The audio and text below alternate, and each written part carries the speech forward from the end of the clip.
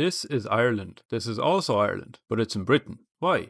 Because of a peace treaty signed in 1921, after a war between the Irish and British. This is an Irish Republican, someone who believes Ireland should be a republic free from British rule. They're almost always Catholic, because Ireland has been Catholic for a long time. But Ulster, the northern region, was full of Unionists. They believed in the union with Britain, and they liked being British. They were almost always Protestant. They were settled in Ulster in the 1600s, and so they were very loyal to the monarchy. Anyways, the peace treaty resulted in Northern Ireland staying with Britain, and Ireland didn't even become a republic. It became a self-governing British dominion. This was a disgraceful compromise to many Republicans, while those who accepted the treaty saw it as preventing another invasion by Britain, and so they had a civil war to settle matters. The IRA, or Irish Republican Army, was defeated by their old comrades and felt betrayed, and retreated into the shadows, waiting to return. And return they did. You might be wondering if there were any Catholic Republicans in Northern Ireland. Of course there were, though the less militant Republicans should be called nationalists, the regular folk loyal to Ireland, and they weren't having a good time.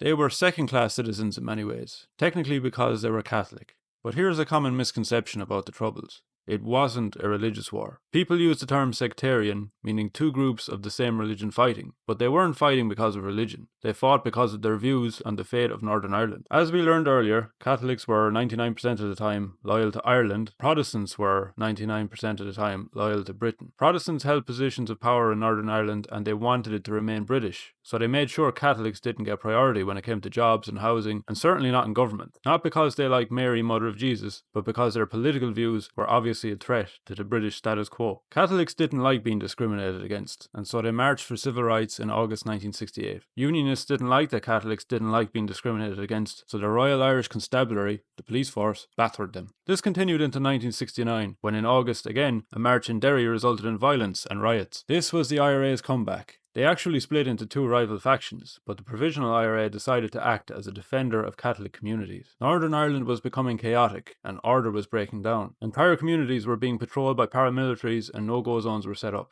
Stormont, the government of Northern Ireland, needed British troops on the ground, so London agreed. Both sides were actually happy to see British soldiers at first, because they thought of it as adults arriving to stop a fight in the playground. But very soon it became clear that the British soldiers were taking side of the Unionists. In 1970, Catholic communities were put on curfew in Belfast. In August 1971, why does everything happen in August? Suspected Republicans were taken from their beds early in the morning, imprisoned without trial, and tortured. Meanwhile, random civilians were being shot dead by elite paratroop regiments who were supposed to be professionals. This was radicalizing the Catholic community, but some still believed in peaceful protests. So in January 1972 in Derry, they marched once again to protest internment without trial. But the elite paratrooper regiment once again displayed their professionalism when they shot 14 unarmed protesters dead, somehow mistaking them for IRA members. This was the point of no return. Thousands of young men joined the IRA and saw violence as the only way to remove British power from Ireland. For years after, ambushes, car bombings, street battles, assassinations, tit-for-tat mass murder and kidnappings would be the norm. The more militant Unionists, called Loyalists, carried out attacks in Dublin and Monaghan in 1974, and the IRA would retaliate by attacking Protestants. Then the Loyalists would retaliate for that by attacking Catholics. It was a cycle of violence. But sadly, their own people would suffer most, and would often be killed by their own so-called protectors. The IRA became a formidable guerrilla force, and in August 1979, they ambushed 50 British soldiers at Warrenpoint, killing 18. It remains Britain's worst defeat since the Second World War. Agreements between politicians were falling apart every single time. As the conflict continued, the IRA also got involved in politics, using the famous Armalite and ballot box strategy. Republicans in prison were not being treated as political prisoners, so they went on hunger strike in 1981. Republican Bobby Sands was elected as a member of parliament while on hunger strike, and he succumbed to starvation after 66 days, becoming a martyr for the cause, along with 9 other hunger strikers. Irish Americans, meanwhile, were sending funds to Republican groups in Northern Ireland, and the US government became increasingly interested in affairs there. The IRA continued its bombing campaigns, coming close to assassinating Prime Minister Margaret Thatcher. By the late 80s, both sides were tired, especially the regular folk. The peace process was kick-started in the 1990s, and in 1994, the IRA declared a ceasefire. In 1998, the Good Friday Agreement was signed, which proposed power sharing, civil rights, reform of the police, demilitarization, and prisoners from both sides being released.